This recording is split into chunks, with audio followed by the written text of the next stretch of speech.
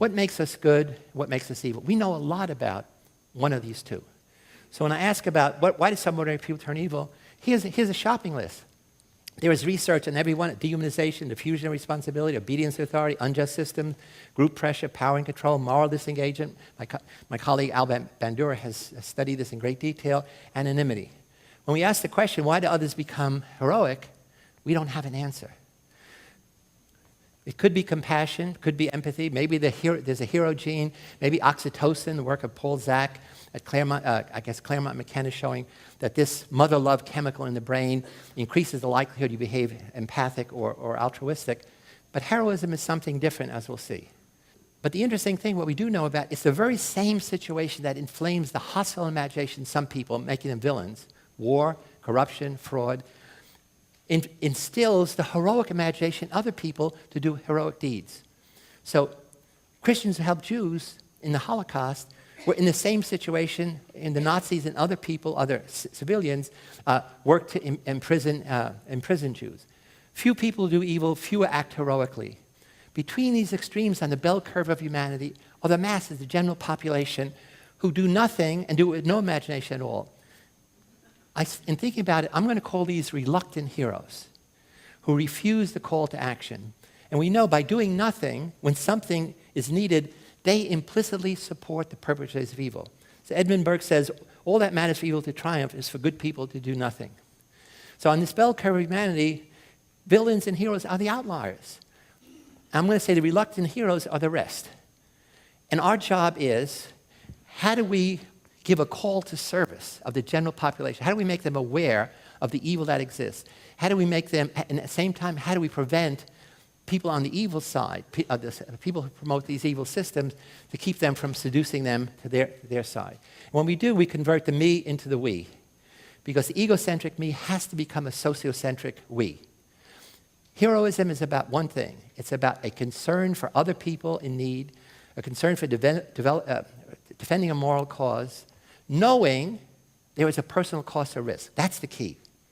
And you do it without expectation of reward. So altruism is heroism light. Compassion is a virtue that may lead to heroism, but we don't know. Nobody's established that link. So we want to have new research looking at these links. Which leader would you follow? Could it all depend on the circumstances? You'd like to not believe that, but here are these great leaders, also with their masses clearly obeying them.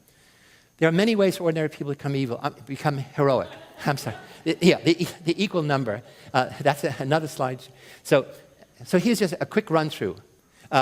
We know the Chinese student, the tank man, who stopped this row of tanks from coming, crushing, killing Chinese students, who was simply there saying, "We want our freedom." We know in 9/11, the firefighters from Brooklyn Heights Fire Department did extraordinary deeds of heroism. In fact, when I was president of APA, I gave a presidential citation to Richie Murray on behalf of the other firefighters. But these are men who show extraordinary courage, essentially in battle or in disaster. Abu Ghraib stopped because of this guy, the most ordinary guy in the world, Joe Darby. His buddy showed him the CD. He looked at it and he was horrified. He said, "We're supposed to be bringing dignity to these people. We're humiliating them." He took that. He's a private in the Army Reserve, gave it to a senior investigating officer, said, "Sir, you have to investigate this." And that whistleblowing had great cost to him. They had to put him in hiding for 3 years, and his mother and his wife, because not only people in his battalion wanted to kill him, people in his little hometown in Pennsylvania wanted to kill them because they embarrassed the military and the Bush administration. Here's a wonderful kid, a 9-year-old, I call it a dutiful hero.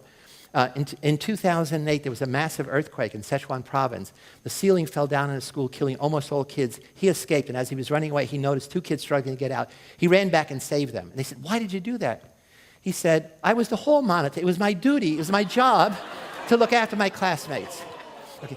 So this is going to become really important in a minute when I talk about our new project, the Heroic Imagination Project. We think that heroism starts with this imagination, with this focus on the other. What can I do? What is my obligation towards society?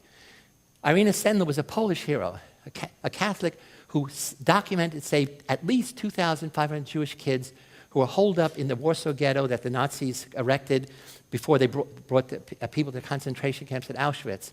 She went in and had to convince Jewish parents to give her their kids. because she's saying the kids are going to die. We will try to hook them up with you, if everybody lives. And she was able to smuggle out 2,500 kids. But what she did, and this is critical, she organized a network. So one of the principles we're talking about, heroes are most effective, not alone, not the soldier in battle who takes a bullet for his buddy, but forming a network. Now, the other thing is the evil of inaction. We said few people do evil, few act heroically. Most people, most of the time, do nothing. And that's the ones we have to focus on, both the greater good and our Heroic Imagination project. Dante says the hottest places in hell are reserved for those who, in times of great moral crisis, maintain their neutrality.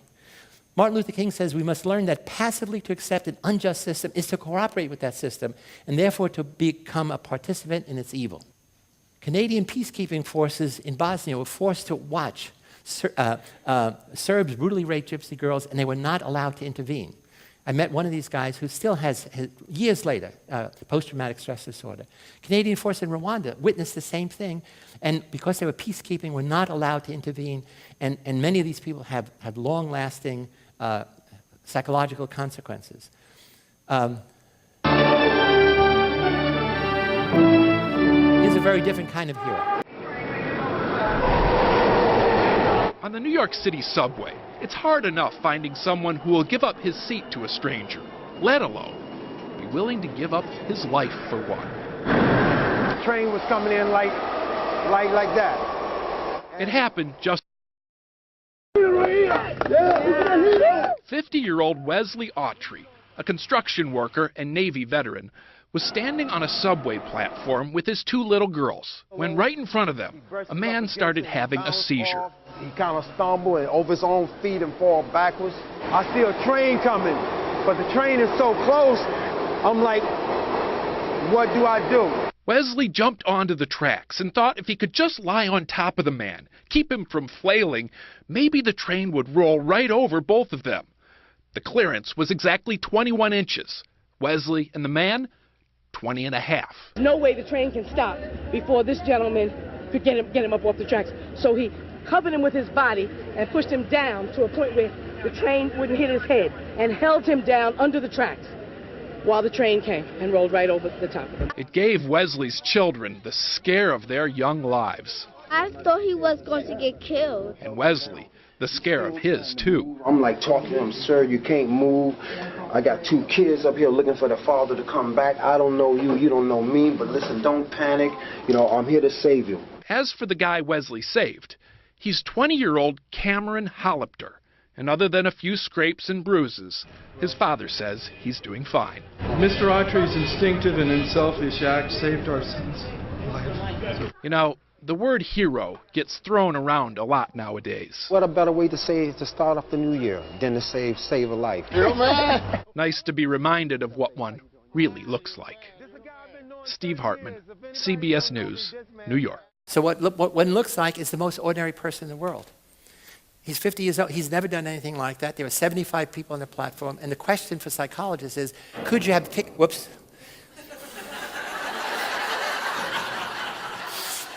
Could you have picked him out? And I don't think so.